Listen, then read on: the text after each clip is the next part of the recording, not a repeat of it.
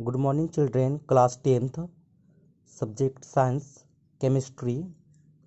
Today lesson metals and non-metals, and today topic is electron dot structures, means electron co dot के रूप में हमें दिखाना है. Now first सोडियम का एटॉमिक नंबर 11 होता है. जब इसको हम इलेक्ट्रॉन डिस्ट्रीब्यूशन करते हैं तो 281 आता है KL सेल में. ये बोर सेल कहलाता है.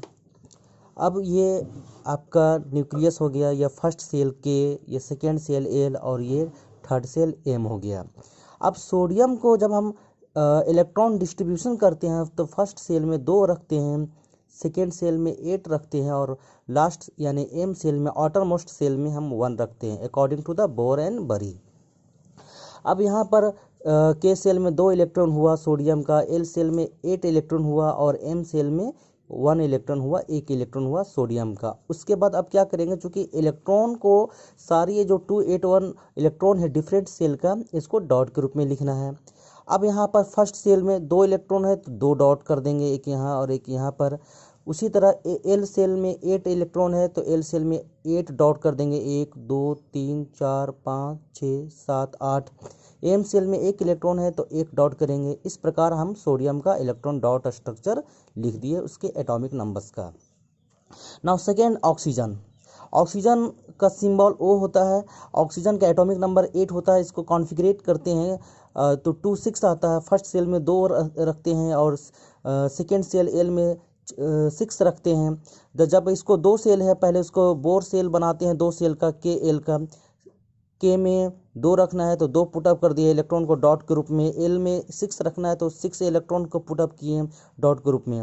नाउ मैग्नीशियम ऑक्साइड को फिर इलेक्ट्रॉनिक कॉन्फ़िगरेशन करते हैं. तो जब मैग्नीशियम ऑक्साइड को इलेक्ट्रॉनिक कॉन्फ़िगरेशन करते हैं तो मैग्नीशियम का और ऑक्सीजन का अलग अलग हम लोग लिखते हैं और लिखने के बाद उसको इलेक्ट्रॉनिक कॉन्फ़िगरेशन करते हैं. तो मैग्नीशियम का एटॉमिक नंबर 12 होता है, ऑक्सीजन का 8 होता है. मैग्नीशियम को करते हैं तो 282 आता है और ऑक्सीजन को करते हैं तो 26 आता है. अब ये चूँकि आयोनिक कंपाउंड है तो यहाँ पर आयोनिक बॉन्ड बनता है. अब यहाँ पर मैग्नीशियम जो है आउटर मोस्ट सेल में वैलेंस सेल में 2 इलेक्ट्रॉन हैं.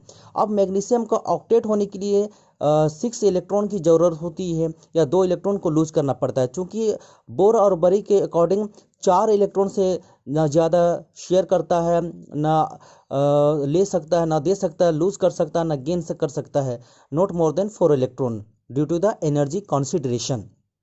तो जब 4 इलेक्ट्रॉन से ज़्यादा ना लूज करेंगे, ना शेयर करेंगे, ना गेन करेंगे, तब यहाँ पर क्या होगा, मैग्नीशियम को चूँकि ऑक्टेट होने के लिए 6 इलेक्ट्रॉन की ज़रूरत है तो ये 6 इलेक्ट्रॉन तो ले नहीं पाएगा, तो 2 इलेक्ट्रॉन को ऑक्सीजन को ट्रांसफ़र कर देगा, है ना, अपना 2 इलेक्ट्रॉन लूज कर देगा. और ये ऑक्सीजन जो है इसका 26 है, यानी आउटरमोस्ट सेल में 6 इलेक्ट्रॉन है तो ये मैग्नीशियम से 2 इलेक्ट्रॉन को गेन करेगा और मैग्नीशियम लूज करेगा तो ये पॉजिटिव हो जाएगा और ऑक्सीजन गेन करेगा तो नेगेटिव हो जाएगा. नाउ लास्ट वाटर में भी 2 कॉन्स्टिट्यूएंट्स है, एक हाइड्रोजन है, एक ऑक्सीजन. हाइड्रोजन का एटॉमिक नंबर 1 होता है, कॉन्फ़िगरेशन किए तो फर्स्ट सेल में 1 रहा. ऑक्सीजन का 8 होता है तो कॉन्फ़िगरेशन किए तो 26 आया. अब यहाँ पर क्या है कि हाइड्रोजन 2 है तो 2 हाइड्रोजन है, दोनों तरफ मैंने हाइड्रोजन को लिखा. दोनों तरफ लिखने के बाद हाइड्रोजन के इलेक्ट्रॉन को 1 इलेक्ट्रॉन को पुटअप किया.